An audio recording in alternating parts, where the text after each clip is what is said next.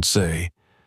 But 6 years later, at my mother's funeral, she was stunned when she saw who my husband was. Watch until the end and write in the comments where you're watching from. Don't forget to subscribe to the channel. Lauren Brooks stood in front of the mirror, carefully adjusting the collar of her navy blue blouse, the kind she wore to client presentations and gala events.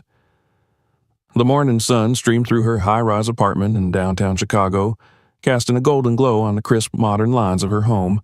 Everything about Lauren exuded order, her sleek black heels neatly aligned at the door, the faint aroma of lavender and cedar from her essential oil diffuser, the neat planner resting beside her half-finished mug of green tea. At 31, Lauren had the life she'd spent years dreaming of. An award-winning architect, a respected partner at a rising firm, and the love of a man who seemed to complete the picture. Andrew Hales was everything Lauren thought she could never have. He was white, 36, and the kind of man who made a room fall silent when he entered, not just because of his striking features or designer suits, but because he had the kind of presence that whispered power. A self-made millionaire, he had built an empire out of green energy solutions and was now considered one of the most eligible bachelors in the Midwest. They had met at a fundraiser hosted by the Chicago Urban Renewal Project, where Lauren's firm had donated designs for affordable housing units. Andrew was a guest speaker, charming the room with his quiet intensity and passion for sustainable urban development. When he approached her after her presentation to compliment her work, Lauren had assumed it was polite flattery. But his questions were intelligent, specific, and curious, and by the end of the night they were already making plans to meet again. Their connection was easy, almost suspiciously so. Over time, Andrew introduced her to a life she hadn't grown up imagining. A world of private gallery tours, weekend getaways to Aspen, and discussions over vintage wine and high-rise lounges.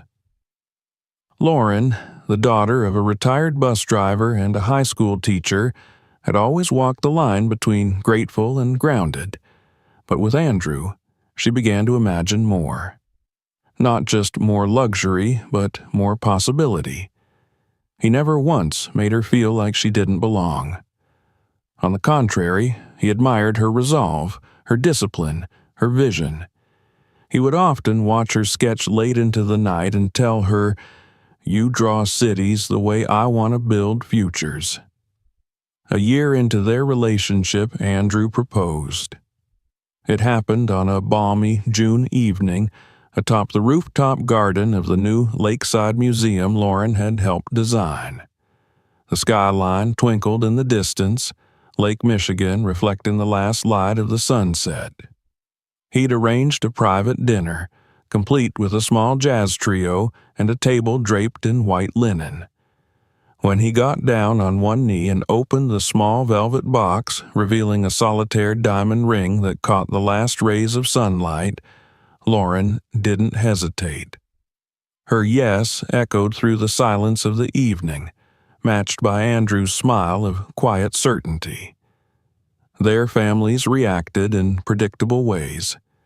Andrew's mother sent a carefully worded email, neither warm nor cold, congratulating them and inquiring about wedding plans. Lauren's parents, on the other hand, had wept openly with joy. Her mother, Evelyn, immediately began pulling out old recipe books and drafting guest lists.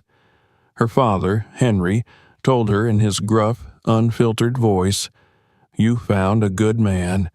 Don't let anyone tell you different." And then there was Kayla. Kayla Brooks, 2 years younger, 2 inches taller, and 10 times more visible online. With over 300,000 followers on Instagram, a sponsored fashion blog, and regular appearances at influencer events across the country, Kayla had long since carved out her own version of success. Where Lauren was all precision and private life, Kayla lived on camera.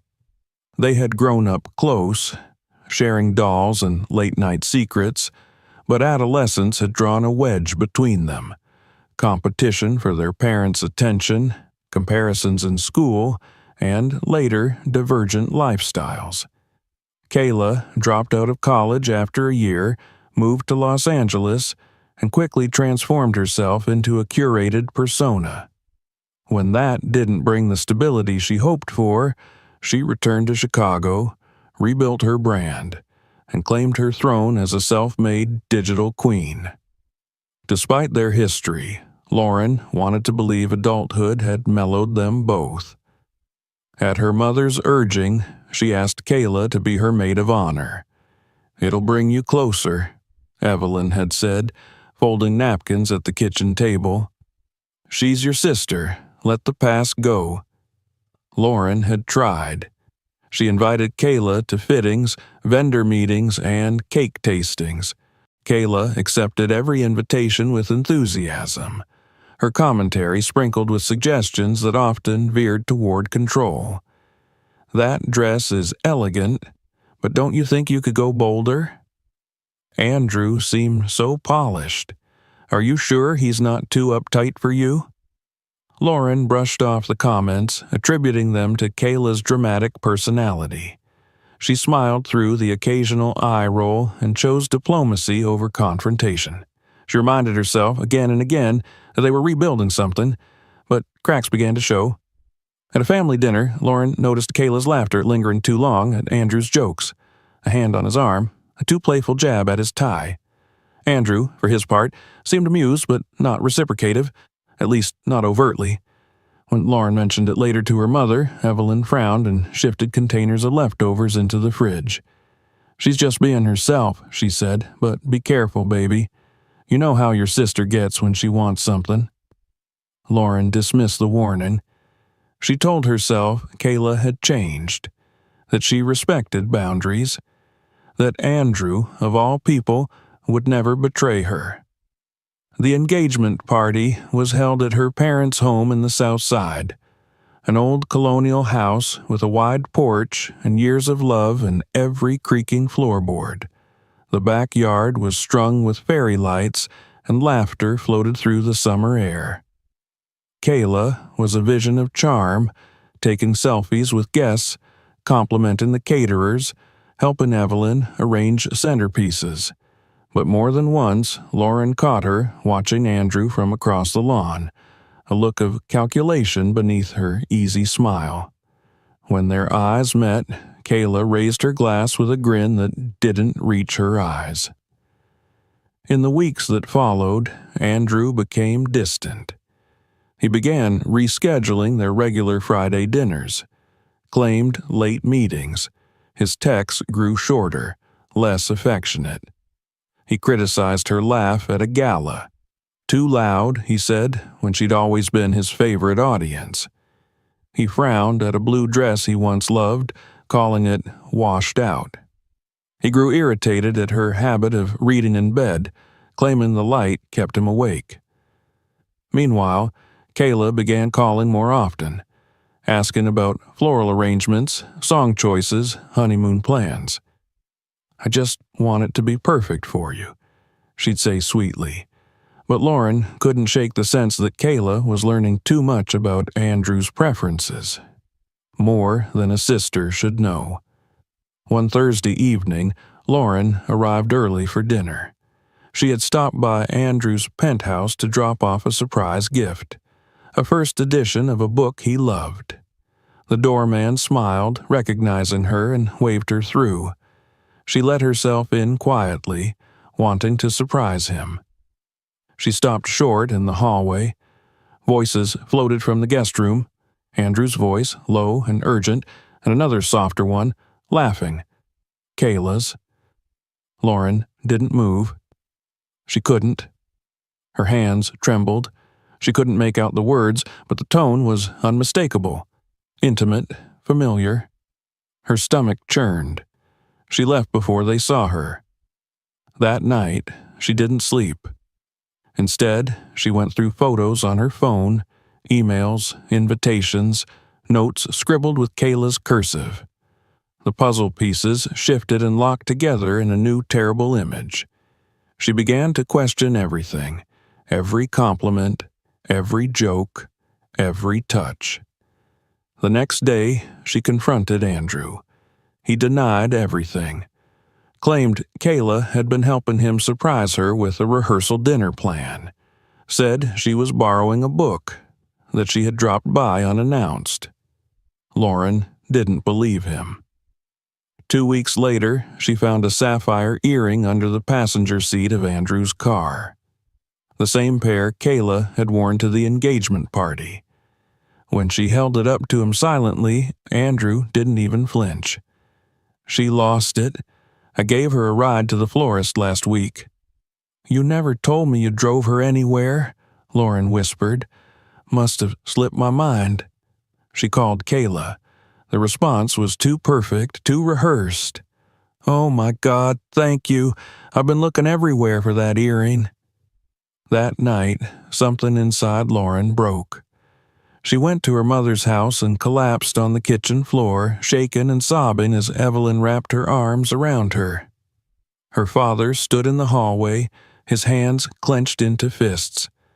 I'll kill him, he muttered, voice cracking. Lauren didn't go back to Andrew's apartment. She sent a courier to collect her things. She called the wedding vendors and canceled everything. The ring was left at the front desk with a note. Return to sender. 6 days later, a tabloid article featured a photo of Andrew and Kayla at a benefit dinner. The caption called them a surprising new power couple. Lauren deleted every photo, every message, every dream, and disappeared. The city that had once held all of Lauren's dreams became a ghost town of memories. Chicago's skyline, once so inspiring, now loomed like a cold witness to her humiliation. 2 weeks after the engagement was called off, she handed in her resignation letter at the firm. Her colleagues, most unaware of the full scope of her heartbreak, watched her go with sympathy, some with curiosity, and a few with the quiet relief of not having to compete with her anymore. She didn't say goodbye to many people. She didn't owe anyone that. Lauren booked a one-way ticket to New York. She chose the city not because she had a plan, but because it was far enough and loud enough to drown out everything she was trying to escape. She sublet a small apartment in Queens, a far cry from her sleek downtown condo in Chicago, and paid the first 3 months in advance with money she had saved for her honeymoon. The irony was bitter, but the finality of it helped her sleep. For the first time in months, there were no wedding emails, no tastings, no fittings. There was only silence. The first few weeks passed in a blur. She spent most of her days in bed, curtains drawn, phone turned off. Her mother called every day, sometimes twice, but Lauren couldn't bring herself to answer. She couldn't face Evelyn's soft voice, the concern it carried, or the questions she wouldn't know how to answer. Her father left one voicemail. Call your mama, baby. She's worried sick. So am I. Lauren didn't return the call. News of Kayla and Andrew's relationship spread like wildfire online. The first headline came from a local blog, Chicago's newest power couple, tech and influence. There they were, posing together in matching white outfits, attending a gallery opening. Kayla beamed, her hand resting gently on Andrew's chest, the engagement ring, Lauren's engagement ring, flashing on her finger like a badge of conquest. The comments section was merciless. Didn't he just get engaged? Is that her sister? Damn, that's cold. Lauren read every comment, every article.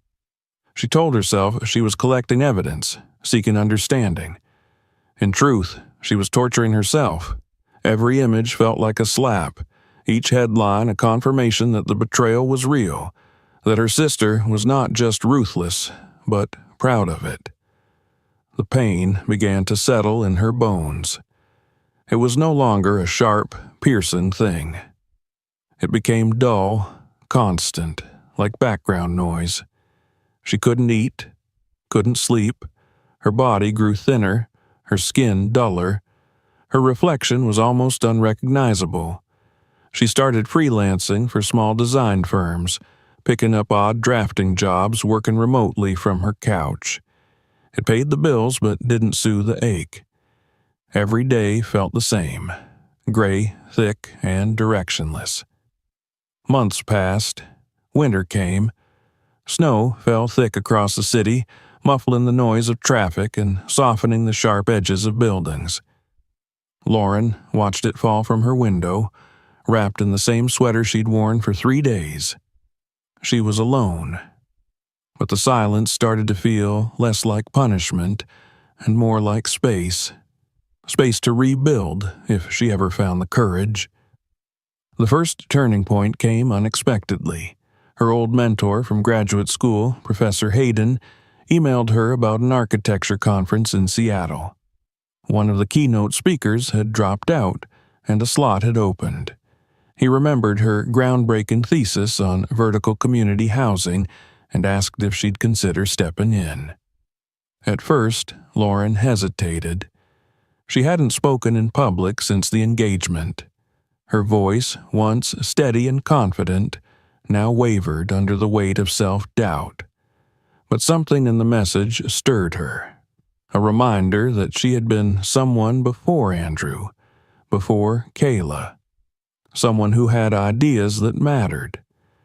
She agreed, booked a flight, and spent 2 sleepless nights preparing. The conference was held in a sleek glass building overlooking the Puget Sound. Lauren stood backstage, clutching her notes, her heart pounding. The crowd beyond the curtain was filled with developers, investors, and academics. When her name was called, she walked out slowly, her heels clicking against the polished floor, and stood beneath the bright lights. For a moment, the anxiety threatened to undo her. But then she looked up and began to speak. Her voice didn't tremble. Her words flowed. She spoke about dignity in design, about building not just structures, but communities.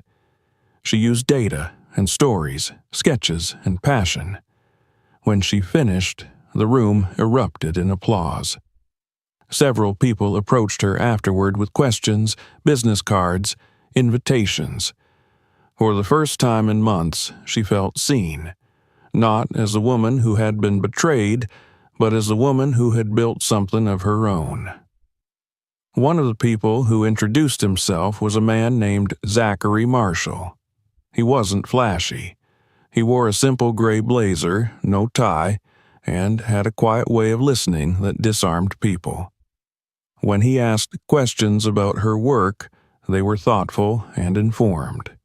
He introduced himself as the founder of Marshall Development Group, a company focused on sustainable urban housing. He had read her paper on modular design in underfunded school districts and said it had inspired a recent project of his in Detroit. They spoke for 20 minutes before exchanging cards. Lauren assumed nothing would come of it. 2 weeks later, he emailed her, asking if she'd be interested in collaborating on a new proposal for a city project in Brooklyn. She hesitated again, unsure if she was ready to work so closely with someone new, especially someone who reminded her in fleeting ways of Andrew. But Zachary wasn't Andrew. He didn't send flowers or flattery. He didn't push. He offered respect, patience, and professionalism. Their partnership grew slowly. Lauren helped him with design pitches. He introduced her to community stakeholders. They met weekly in quiet cafes, working over laptops and shared croissants. He always paid attention to details. Never the romantic kind, but the kind that made her feel understood. He remembered how she took her coffee, that she hated fluorescent lighting, that she got quiet when she was thinking through a complex layout. Their professional chemistry was undeniable. Still, when he first suggested dinner, just the two of them, off the clock, she almost said no. She wasn't ready. Her heart, though healing, was still tender, wrapped in bandages she wasn't sure she wanted to remove. But curiosity won. She agreed. They met at a small restaurant tucked away in the West Village. The lighting was soft, the tables close. As they talked, Lauren felt something shift, not dramatically but noticeably. She laughed. Real laughter, the kind she hadn't heard from herself in over a year. Zachary didn't try to impress her. He asked about her childhood, her favorite artists, the last time she'd been happy on a project. He shared his own story, a failed marriage, a business partnership that ended in betrayal, the years it took to rebuild. By the end of the night, Lauren realized something. She didn't feel afraid. She felt safe. Their relationship unfolded quietly. No declarations, no rush. They didn't post photos, didn't use labels. Lauren kept it close, guarded. But inside, a seed was growing. Not just affection, but something deeper. Trust. Meanwhile, Evelyn began calling again. This time, Lauren answered. Their conversations were hesitant at first, filled with long silences and shallow topics, but they became easier. Her mother asked about work, New York, the weather. She never mentioned Kayla. Lauren never asked. It was a mutual ceasefire, fragile but intact. A year passed. Lauren was stronger, more sure of herself. Her freelance work expanded, and she was invited to consult on projects in multiple cities. Her name re-entered professional circles, not as Andrew's ex, but as Lauren Brooks, architect and advocate. She moved into a better apartment, started sleeping through the night, and found joy in the simplest things. Her morning tea, a new book, a weekend walk through Central Park. Then came Evelyn's call that shattered the calm. "Baby," her mother said, her voice uneven, "it's cancer." Lauren froze. "Pancreatic," Evelyn continued. "Stage 3, the doctors say it's aggressive." The words echoed in Lauren's ears long after the call ended. She flew to Chicago the next morning. Evelyn looked smaller than Lauren remembered. Her hair had grayed more, her skin was thinner, her voice softer. But her eyes, those wise, tired eyes, still held strength. Lauren moved back into the house she grew up in to help. She cooked, cleaned, drove her mother to appointments. Zachary visited every weekend, bringing flowers and books, helping around the house without being asked. They never talked about Kayla, until Evelyn did. Sitting in the living room, a blanket around her shoulders, she turned to Lauren one evening and said, "I don't know how much time I have, baby, but I need to ask you something hard." Lauren looked up from the tea she was pouring.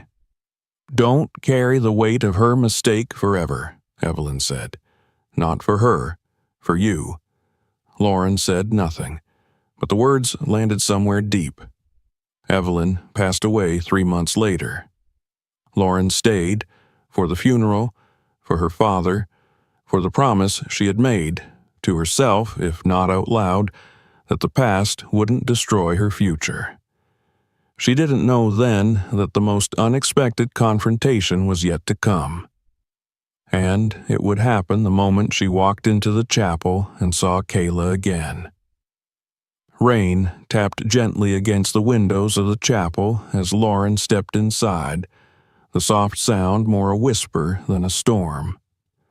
The day of Evelyn Brooks's funeral had arrived cloaked in gray, the sky heavy with the weight of loss.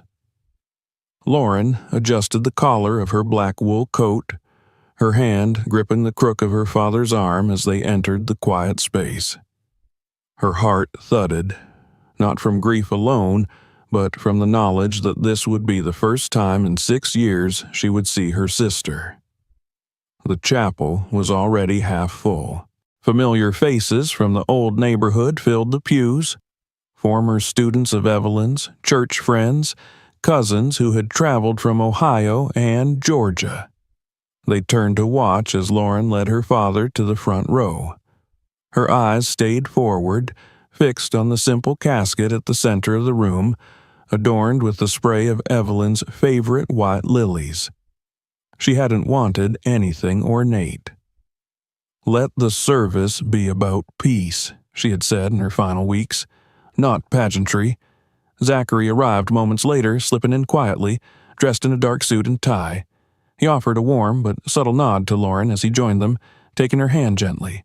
His presence grounded her, but it did not still the nerves that simmered in her chest. She had barely slept. The night before, she had stared at the ceiling for hours, her mind replaying the words her mother had spoken, about forgiveness, about letting go. And now the moment had come, whether she was ready or not. A hushed rustle spread through the chapel as the door opened again. Lauren did not turn. She didn't need to. She felt her sister's presence the way one feels the sudden shift of temperature when a storm approaches. Her breath caught in her throat. She kept her eyes fixed ahead, though she could hear the whispers starting at the back of the chapel and spreading like ripples on water. Kayla walked in with Andrew. Lauren could see them in her peripheral vision as they moved slowly down the center aisle. Kayla was dressed in an immaculately tailored black dress, her long hair swept into a sleek bun. Her makeup was flawless, her heels impossibly high. On her wrist sparkled a diamond bracelet. At her ears, glimmering sapphire studs. She clutched a small clutch in one hand, her other arm entwined with Andrew's. Andrew looked different. He had aged. Lines framed his eyes and mouth, and there was a stiffness in his walk that hadn't been there years before.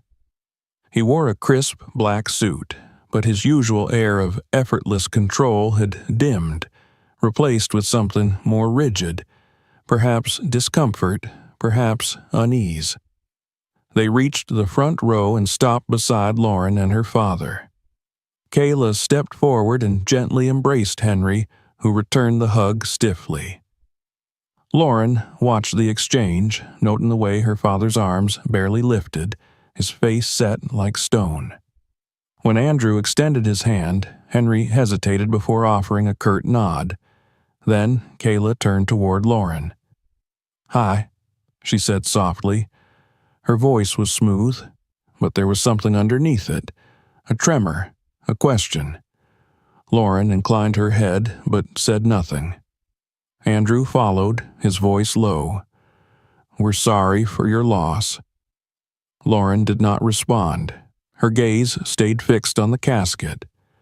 The funeral director stepped to the front and welcomed the guests. The service began. There were hymns, quiet prayers, readings of scripture. Zachary held Lauren's hand throughout, his thumb brushing over her knuckles as if reminding her, "I'm here." She didn't look at Kayla again. Not yet. She couldn't. When it came time for the eulogies, Lauren stood first. She approached the podium slowly, her heels echoing in the silence. She took a breath, steadied herself, and looked out at the faces before her. "My mother," she began, her voice clear, "was not a woman who sought attention. She was a teacher, a mother, a neighbor, a quiet warrior for dignity and decency. She believed in doing right even when it was hard. She believed in grace, and she believed always in second chances."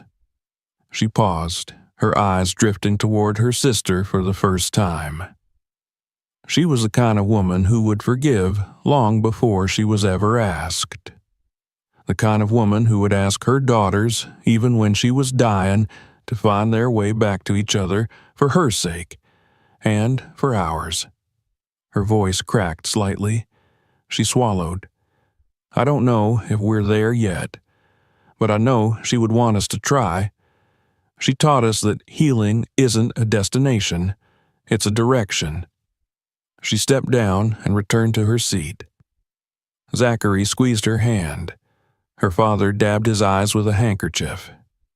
Then Kayla stood, For a moment, she hesitated at the front, as if unsure she had the right to be there. She looked out at the congregation, then at the photo of Evelyn beside the casket. "My mother," she said, her voice faltering, "was the only person who ever believed in me without conditions. She didn't always approve of my choices, but she never stopped loving me. She never stopped hoping I would become the woman she believed I could be." Her voice caught. She looked at Lauren, and something in her expression shifted. Less pride, more vulnerability. "I let her down," she said, her voice a whisper, "and I let others down. But I never stopped loving her, and I promised to spend the rest of my life trying to live up to who she believed I could be." She sat down, her shoulders trembling. Lauren didn't move, but something in her chest loosened. The rest of the service passed in a haze. As the guests exited into the rain, umbrellas blooming across the parking lot, Lauren stood beside the casket with her father. Kayla approached quietly. "Can we talk?" she asked, her voice almost inaudible. Lauren hesitated. Zachary stepped forward. "I'll give you both a moment," he said gently, nodding toward the hallway. They stepped into the adjoining room, a quiet space with a small table and chairs, a box of tissues placed neatly in the center. The door closed behind them. Up close, Lauren could see that Kayla looked tired, not just physically, but at the soul-deep level. There were fine lines at the corners of her eyes, tension in her mouth, a brittle sharpness to her posture. "You look thin," Kayla said, not unkindly. "Grief does that," Lauren replied evenly. There was a long silence. Then Kayla set her purse down and sat. "I bought a house," she said suddenly. 8 bedrooms, Cape Cod, private beach access. Lauren raised an eyebrow but said nothing. "We're talking about starting a family," Kayla continued. "Andrew just acquired 2 new startups. We're building a nursery on the 3rd floor." Lauren blinked once, slowly.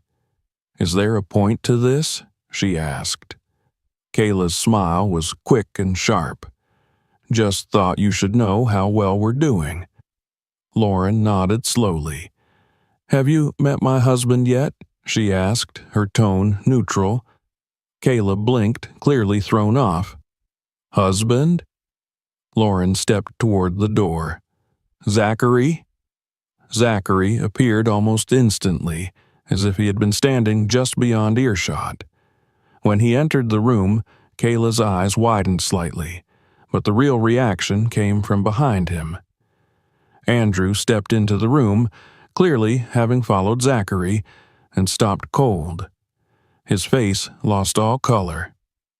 "Foster," he said, the word a stunned exhale. Zachary's expression didn't change. "Reynolds," he replied, his tone professional but cool. "It's been a long time," Andrew said, attempting a smile. "Not since the Macintosh acquisition." Zachary nodded. "The one you passed on.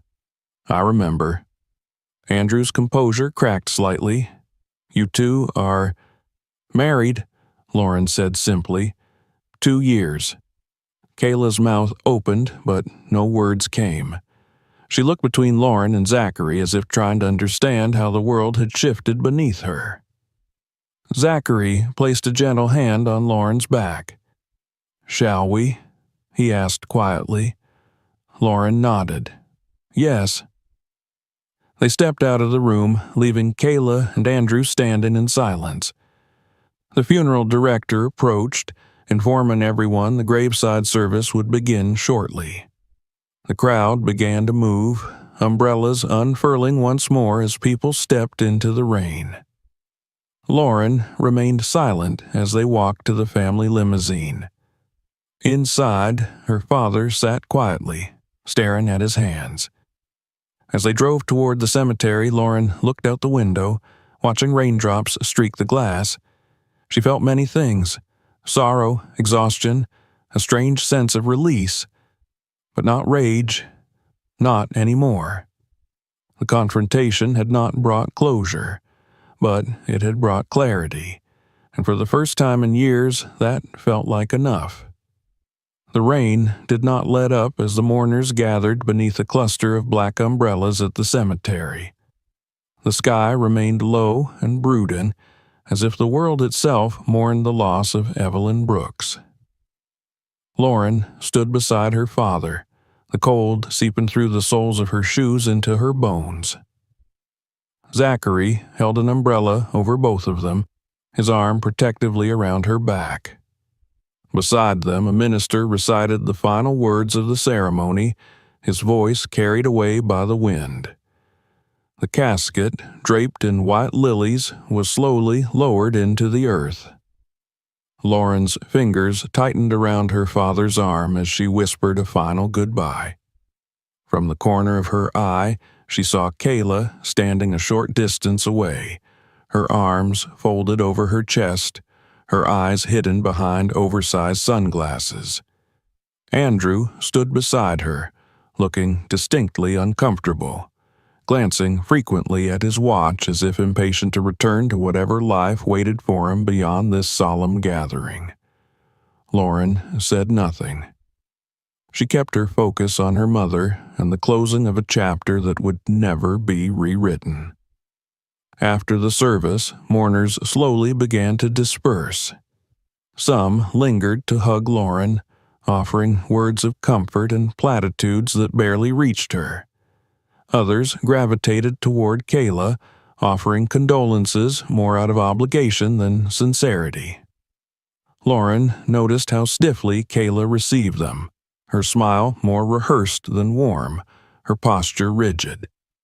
Andrew, for his part, had already moved toward the car, tapping on his phone as if answering emails in the middle of a funeral was completely reasonable. Back at the Brooks family home, the reception began in a quiet, subdued atmosphere.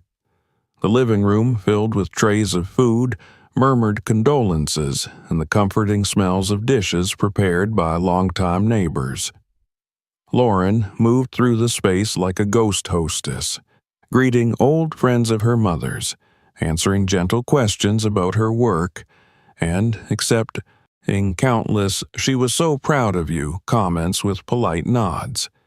Zachary stayed close but unobtrusive, helping with coats, offering drinks, and guiding guests through the house when needed. His presence was steady, and every glance he offered was a quiet reassurance. Lauren's father had taken refuge in his study, sitting quietly with a glass of whiskey and a photo album, thumbing through memories with a detached, mechanical motion. It was the first time she had seen him so small, so unanchored. She peeked in briefly, placed a gentle hand on his shoulder, and then returned to the hall when he gave her a nod of acknowledgement but did not speak. It was later in the afternoon when Lauren stepped into the kitchen to get a glass of water and found Kayla standing alone by the window, staring out at the backyard where they had once played as children. She wasn't wearing sunglasses anymore. Her makeup was slightly smudged and her expression was hard to read. "I need to talk to you," Kayla said, her voice quiet but firm. Lauren didn't answer immediately. She set her glass down and turned to face her sister. There were too many eyes in the living room, too many ears near the hallway. "Not here," Lauren said. "Come upstairs." They climbed the staircase in silence. Lauren led Kayla into her childhood bedroom. It hadn't changed much, still painted a soft gray blue, still lined with bookshelves and old trophies, still neat and carefully arranged. She shut the door behind them. Kayla sat on the edge of the bed. She looked different in this space, less polished, less commanding. Her presence didn't fill the room the way it once had. Instead, she seemed smaller, like a shadow of the girl Lauren used to know. "I'm sorry about earlier," Kayla said, avoiding Lauren's gaze. "At the chapel. What I said in that room, it was cruel." Lauren folded her arms. "It was unnecessary. I know." Kayla took a breath. But you need to understand, it's all I have. That performance, that image. It's all that's holding things together." Lauren frowned. "What are you talking about?" Kayla looked up, finally meeting her sister's eyes. And for the first time in years, Lauren saw something real in them. Not defiance, not pride, but pain. "I'm miserable, Lauren," she whispered. "I've been miserable almost since the wedding." Lauren didn't move. Her body was rigid, her breath shallow. "Andrew changed. Or maybe he never really was who I thought he was," Kayla continued. "He controls everything. He monitors my spending, checks my messages, tracks my location when I'm out too long. He makes decisions about my life without asking, and if I argue, he becomes someone else, someone I don't recognize." Lauren's mind reeled. She hadn't expected this, not confessions, not vulnerability, and certainly not a glimpse into the crumbling life her sister had tried so hard to showcase as perfect. "The house in Cape Cod?" Lauren asked. "Leveraged," Kayla said with a humorless laugh. "The cars, the vacations, also on credit. He's been making bad investments for years. He hides it well, but I see the cracks. And now he's talking about starting a family, like that will fix everything." "Why haven't you left?" Kayla's shoulders slumped. "Shame? Pride? How could I face the world after what I did to you, after stealing your life, only to end up trapped in a version of it that's slowly killing me?" Lauren sat down across from her, her own expression unreadable. "I hated myself every time Mom mentioned you," Kayla said, her voice breaking. "Every time she bragged about your work, your life in New York, your success. And when I saw you today, with him, with Zachary, I realized just how badly I'd lost." Lauren blinked, but the tears didn't come. She had cried too much for this woman over the years. What she felt now wasn't anger or pity. It was something quieter, something like resignation.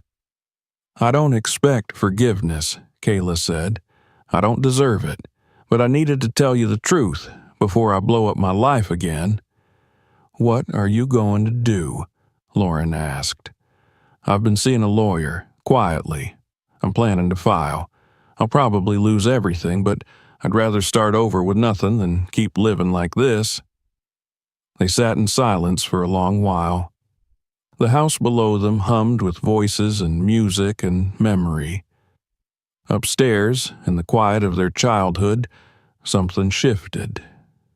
Later that evening, after most of the guests had left, Lauren stood in the living room alone, staring at a photograph of her mother holding both daughters at a park when they were no older than 8 and 10. Their faces were pressed against Evelyn's shoulders, their grins wide and unfiltered. She wondered how her mother would feel, knowing what her daughters had become, what they had done to each other. Kayla entered the room slowly. She was holding a box. "I found this in Mom's closet," she said, handing it over. "It has journals, letters. I think she knew." Lauren opened the lid.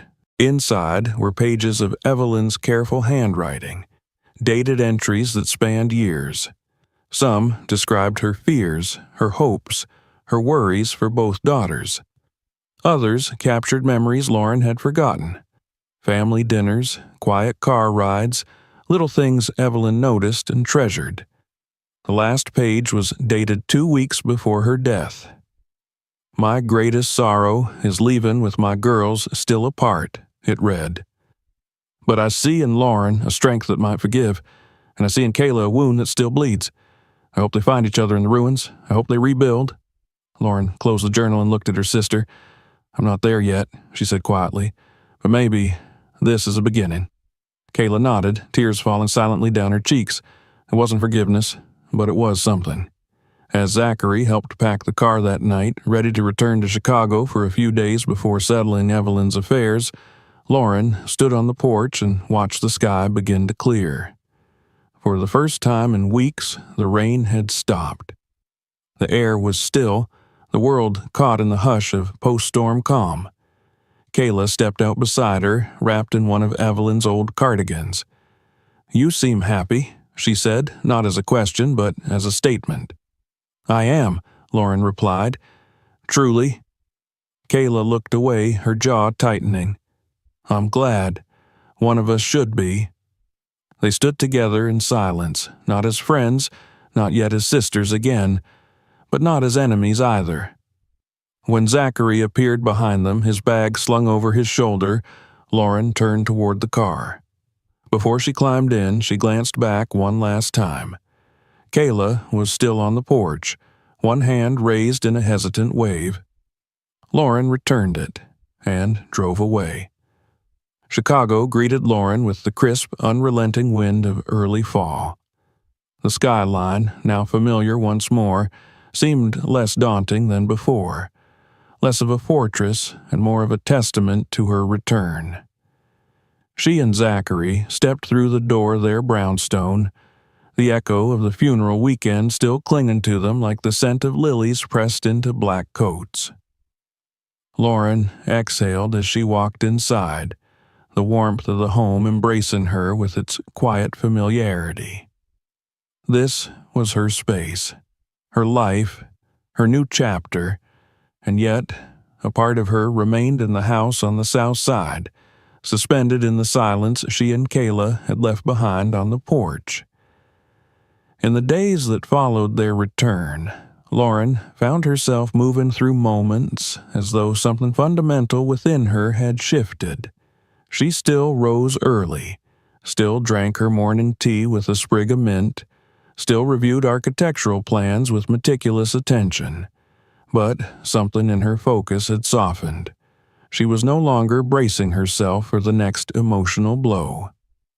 There had been no victory, no final confrontation with fireworks or collapse, just a slow, inevitable unraveling of a story that had once defined her. And in its place, the quiet, uncertain birth of something else. Kayla did not reach out immediately after the funeral. There were no texts, no emails, no attempts to follow up. Lauren was not surprised. Their moment of honesty had been raw and unscripted, a fragile thread neither of them quite knew how to strengthen yet. Lauren did not push. For the first time in years, she was content to let silence exist without the weight of resentment behind it. Instead, she turned her energy to work. The city of Chicago had recently launched a revitalization initiative focused on underserved neighborhoods, and Zachary's firm had secured a role in the planning. Lauren, with her growing reputation and deep roots in the city, was tapped to lead one of the core design teams. It was the kind of project she had once dreamed about, a chance to merge social impact with innovative design. As she met with city officials, community leaders, and fellow architects, she felt purpose ignite again. Zachary watched her with quiet pride, never overshadowing her, never making the spotlight his own. His support came not in declarations, but in the way he stepped aside to let her lead, in the way he encouraged her voice in every meeting, in the way he celebrated her ideas without ever making her feel as though she owed him for the platform. One evening, as they walked home from a site visit, Lauren spoke the words that had been simmering in the back of her mind for weeks. "I think I'm ready to start trying." Zachary glanced at her, his expression softening with warmth and understanding. "For the baby?" he asked. She nodded. It had been a topic they danced around since their marriage. Both wanted children. Both understood the uncertainties that came with timing and biology, especially with their demanding careers. But now, the funeral, the encounter with Kayla, the slow release of so much buried pain, it had all cleared a path. "I know it might take time," Lauren added, but I want to try." Zachary didn't speak immediately. He reached for her hand, intertwining his fingers with hers. "I'd be honored," he said simply. The next months unfolded with cautious optimism. Doctor visits, calendar tracking, long walks filled with quiet conversations about names, bedrooms, fears. Lauren found herself thinking more about legacy, about the kind of mother she wanted to be, about the kind of childhood she might be able to give. Evelyn had raised her daughters on a foundation of discipline and love, but also one of fragility, where the weight of expectation often clouded vulnerability. Lauren wanted something different. She wanted honesty. She wanted laughter. She wanted peace. Then came the text. It was a Sunday morning. Lauren was in the kitchen, slicing fruit for breakfast when her phone buzzed. The name on the screen froze her hand mid-motion. Kayla. The message was brief. No emojis, no preamble. I filed for divorce on Friday, moved into a studio in Bronzeville, started a job at a small marketing firm. Just thought you should know. Lauren stared at the screen for a long moment. Then she typed out a reply. "Thanks for telling me. I hope it brings you peace." She didn't hear back, but she didn't need to. Weeks passed. The seasons shifted, and with them, Lauren felt her interior world continue to evolve. There were moments when she thought of the past, of Andrew, of the betrayal, of the ring she'd once worn, and it no longer triggered nausea or rage. It simply felt distant, like a story she had once read, not lived. Zachary's sister, Caroline, came to visit from Portland and spent a weekend with them. Over dinner, she and Lauren bonded over stories of their childhoods, of resilience and rebuilding. Caroline, as in her easy way, shared anecdotes about Zachary's youth, how he used to stay up late writing letters to himself when he didn't know who to trust, how he once tried to build a telescope from scrap metal just to prove he could. It was the first time Lauren had laughed so hard in months. "I like you," Caroline said as they cleared the table. "You're good for him, but more importantly, he's good for you." Lauren smiled. "He really is." Then came the morning she discovered the journal. She had returned to the Southside house alone for the weekend to help her father sort through more of Evelyn's belongings. He had finally agreed to clear out the master bedroom, but had grown overwhelmed by the task. Lauren offered to finish it herself. She opened drawers slowly, carefully.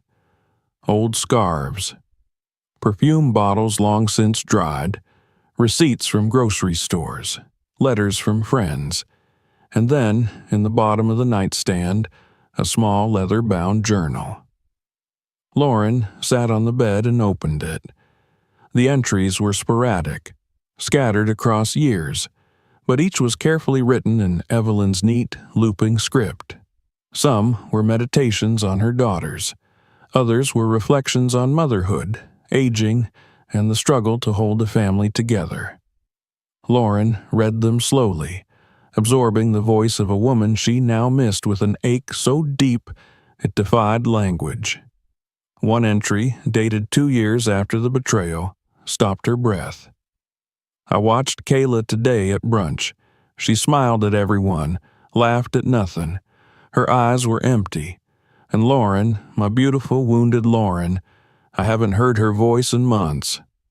I pray the day will come when they remember they were each other's first home." Lauren closed the journal, tears slipping down her cheeks. She didn't wipe them away. Later that evening, back in her apartment, she received another message from Kayla. "Dad showed me Mom's journal. I've read every page. I can't stop crying. I don't know if I deserve your forgiveness, but I'll keep trying to be someone she'd be proud of. Just wanted you to know." Lauren stared at the message, her chest tightening.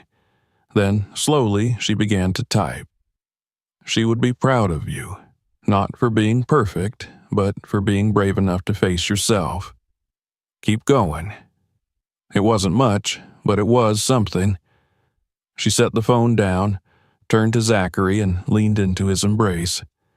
That night, as she lay in bed beside him, her hand resting over her stomach, she whispered aloud, so soft he barely heard it, "I think we're going to be okay."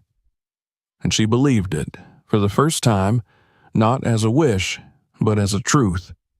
Not because the past had vanished, but because she had outgrown its grip. There would be more difficult days. There always were. But now there was also light, and love, and space for something new.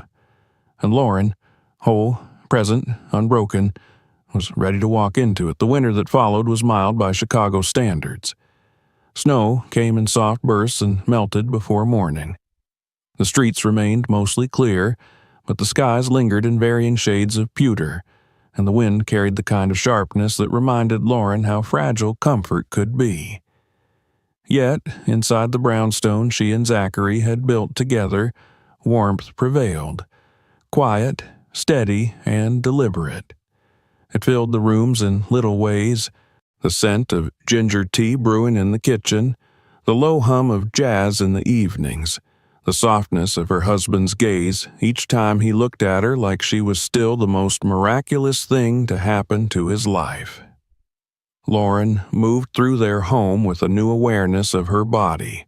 Her hands instinctively curled around her abdomen now, even though the swell beneath her ribs was still barely there. She had taken the test alone one chilly morning while Zachary was out on a site visit. The second line appeared slowly, as if it too needed time to believe. She had stared at it in silence for a full minute, the toothbrush still in her mouth, heart thudding so hard she had to sit down. She hadn't cried. She hadn't even smiled at first. There was only stillness, reverence, and a sudden rush of memory. Her mother's hand smoothing her braids, her father's voice reading bedtime stories, Evelyn's journal, her own whispered prayer months ago when she dared to hope. When Zachary returned that evening, she waited until they were curled up on the sofa, her feet tucked beneath her, his hand resting on her knee. "I'm pregnant," she said simply, watching him closely. He froze for a moment, not in confusion, but in reverence.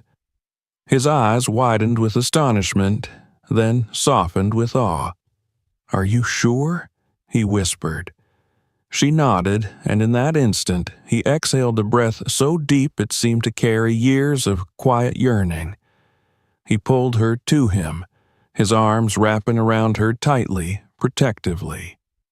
In the weeks that followed, they adjusted their lives gradually. Lauren rearranged her calendar, stepped back from one of the more demanding construction projects, and began researching obstetricians. Zachary started arriving home earlier, bringing home strange cravings she hadn't even voiced: warm apple pie, dill pickles, ginger candy. He read articles on fetal development aloud over breakfast, placed his ear against her stomach long before there was anything to hear. He didn't crowd her. He didn't hover. He simply existed beside her with a steadiness that made her feel safe in a way she hadn't known was possible. Lauren told her father in person. She brought dinner over to the house on a Thursday evening, sitting across from him as he picked at his meal and sipped his sweet tea. She waited until they were halfway through the cobbler she'd brought for dessert. "You're going to be a grandfather," she said. His fork paused in midair. He looked up, eyes narrowing slightly behind his glasses. "You sure?" he asked. She nodded. Henry Brooks blinked rapidly, then leaned back in his chair, shaking his head in disbelief. "Well, I'll be damned." She laughed then, light, clear, and unburdened. "I hope it's a girl," he added. "This family could use another Evelyn." That night, she cried in the car. Not from sadness, but from something deeper. Gratitude, maybe, or the aching sense of full circle that only comes when the universe offers back something you never thought you'd see again. Her contact with Kayla remained infrequent, but no longer tense. There were occasional texts, photos of their mother's handwritten recipes, questions about their father's health, links to old family videos. Lauren responded when she could, sometimes immediately, sometimes after days. There was no pressure, no expectation, only space. Then came Kayla's message one afternoon in March. "Would you be okay if I drop by Dad's place on Sunday? I haven't seen him since the funeral. I want to talk to him. I don't want it to be weird if you're there." Lauren read the text twice, then typed back, "Sunday's fine. I think he'll appreciate it." She didn't tell her father. She wanted to gauge his reaction honestly. Sunday arrived with a hint of spring in the air, the promise of renewal that always seemed to come just when the city felt like it couldn't take another day of gray. Lauren brought over soup and cornbread. Her father greeted her with a hug, his face lighting up as he asked about the baby. They were seated in the living room when the doorbell rang. Henry looked up surprised. Lauren stood. "I'll get it." When she opened the door, Kayla stood on the porch wearing jeans, sneakers, and a long camel-colored coat. Her hair was pulled back in a low ponytail, her face free of makeup. In her arms, she held a small bundle, what looked like a photo album wrapped in a scarf. "Hey," she said. "Hey," Lauren replied. She stepped aside. Henry's face froze when he saw his younger daughter. He stood slowly, unsure. "Hi, Daddy," Kayla said softly. For a moment, no one moved. Then Henry crossed the room and hugged her. They sat together for over 2 hours. Kayla showed him the album, filled with old family photos she'd scanned and printed, many of which he hadn't seen in years. He smiled at pictures of Evelyn in her 20s, at the girls in Halloween costumes, at a photo of Lauren at her first science fair. Kayla spoke gently, never once making the moment about herself. When it was time to go, she stood, hesitating. "I'm glad you came," Henry said. "Your mother would have liked this." Kayla's eyes welled. She nodded and then turned to Lauren. "Walk me out." Lauren followed her to the porch. The sun was setting, streaks of pink and orange painting the sky. For a moment, neither of them spoke. "You're glowing," Kayla said. "The pregnancy suits you." "Thanks." Kayla looked down at the steps. "I'm moving out of the studio next month. Found a small apartment in Pilsen. Quiet, affordable. It has a little balcony. I planted some herbs." Lauren smiled faintly. "I also started seeing someone. Very slowly, very different." "That's good." Kayla looked up. "I'm not asking for anything, but I wanted to say thank you for not shutting me out completely." Lauren took a breath, feeling the familiar ache of memories she had spent years trying to bury. "I'm still figuring out what forgiveness means," she said honestly, "but I don't hate you anymore." Kayla's eyes filled with tears.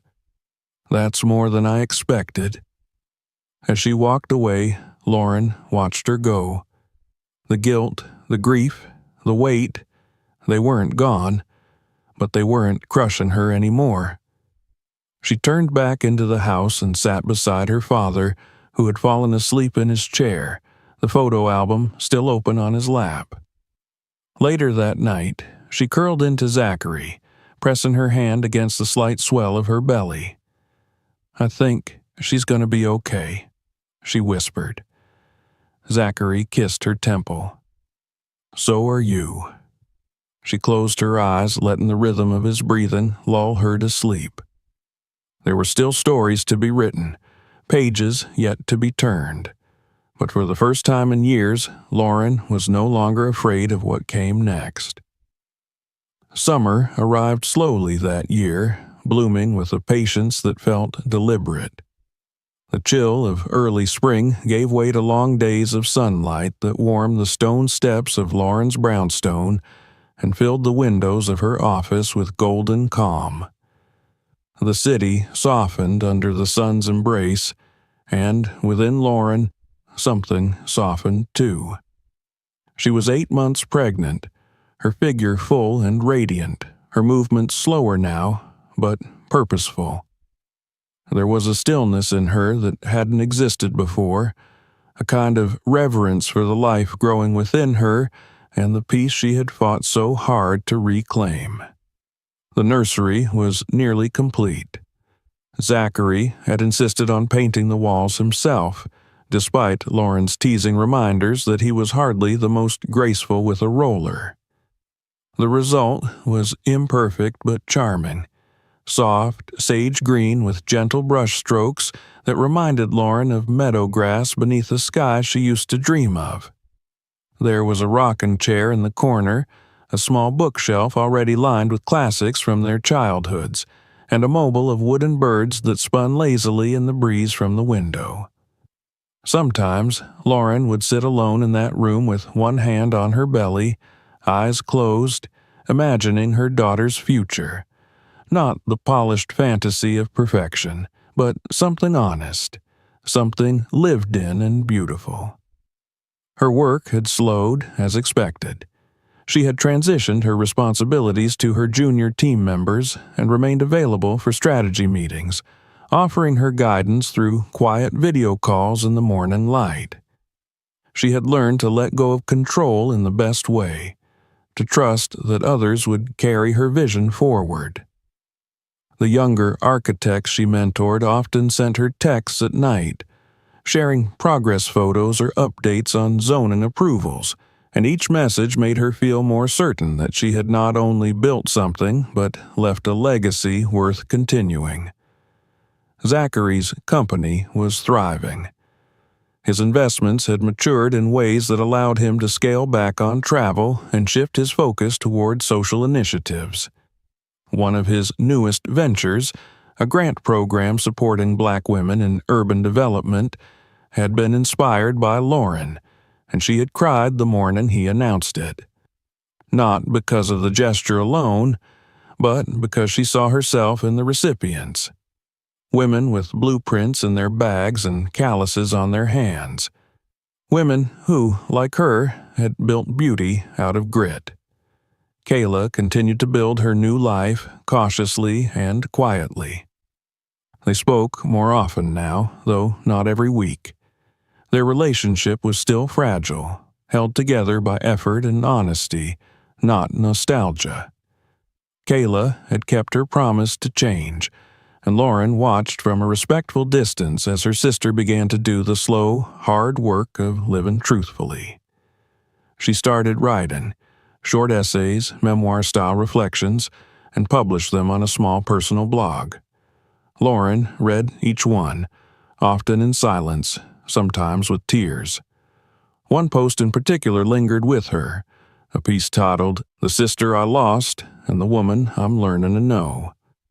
It was raw and unflinching, filled with both regret and admiration, and when Lauren emailed her a simple thank you, Kayla replied with 3 words that meant more than any apology. I still remember. It was a warm Saturday morning in July when Lauren's labor began. She was standing barefoot in the kitchen, pouring herself a glass of cold orange juice, when a wave of discomfort rippled through her abdomen. It wasn't sharp, but it was distinct, like a bell ringing in the far distance, calling her toward something new. She stood there, hand on the countertop, breathing slowly until it passed. Then another came, 10 minutes later, and another. Zachary returned from the market to find her calmly packing the last of her hospital bag. "It's time," she said with a serene smile, watching his eyes widen. "You're so calm," he whispered, placing his hands on her shoulders. "I've been waiting for this for a long time." They arrived at the hospital in the early afternoon. The nurses were kind and efficient, guiding Lauren through every step of the process with warmth and expertise. The hours stretched, the contractions deepened, and through it all, Zachary stayed by her side, massaging her back, holding her hand, whispering encouragement when she needed it, and silence when she didn't. The delivery wasn't easy. It was long, grueling, and at times frightening. But when it was over, when the room fell into that hushed reverence that always follows the first breath of new life, Lauren held her daughter in her arms and wept, not from pain, not even from joy, but from awe. The baby was perfect, small and strong, with dark curls and tiny fingers that wrapped instinctively around Lauren's thumb. They named her Eleanor Grace. In the days that followed, the hospital room became a sacred space, filled with flowers, quiet music, and the gentle rhythm of a new family forming. Her father visited first, holding the baby as though she were made of glass, his hands trembling. He kissed her forehead and said, "Your grandma would have spoiled you rotten." Kayla came the next afternoon, arriving with a hand-knitted blanket and eyes full of emotion. She didn't ask to hold the baby. She waited until Lauren offered, and when she did, Kayla broke down.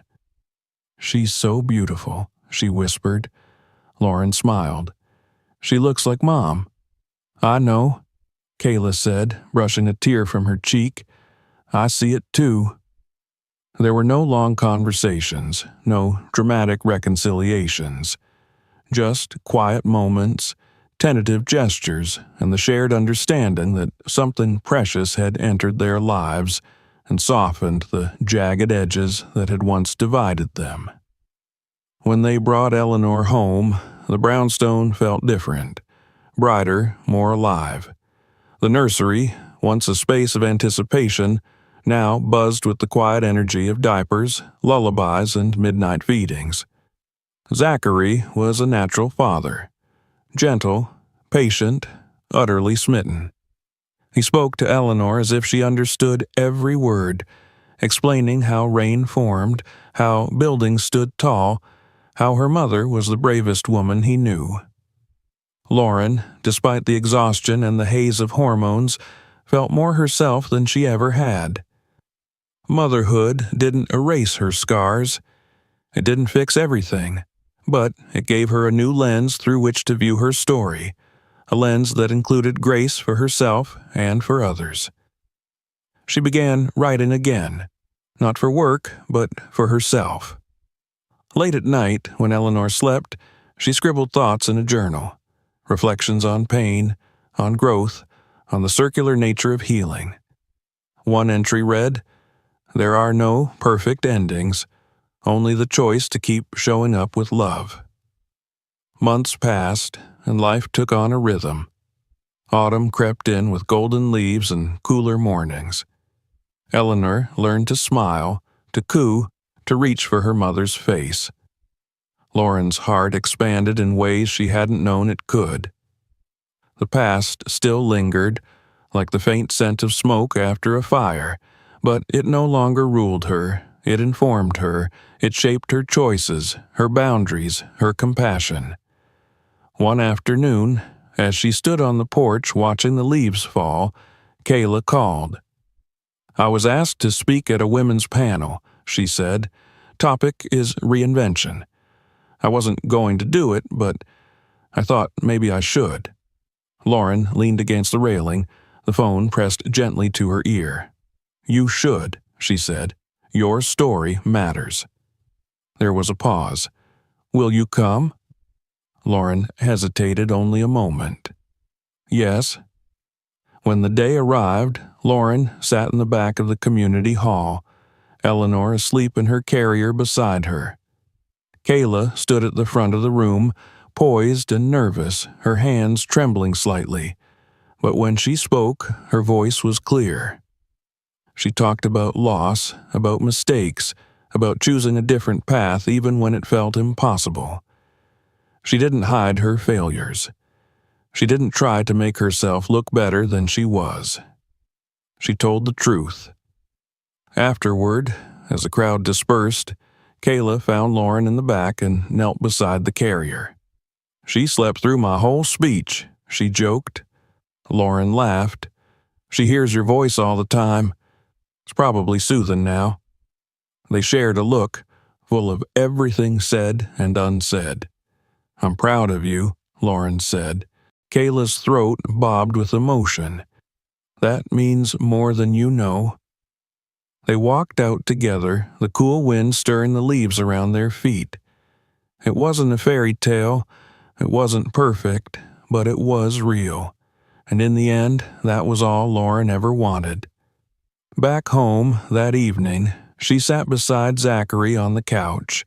Eleanor nestled between them, her tiny chest rising and falling with each breath.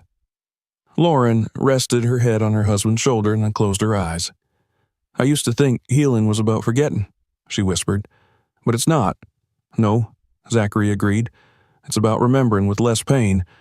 She looked down at her daughter and smiled. "I think we're going to be okay." And somewhere deep inside, in the quiet where the truest parts of herself lived, she knew they already were. If you enjoyed this story, don't forget to subscribe for more. Watch the next video here, and feel free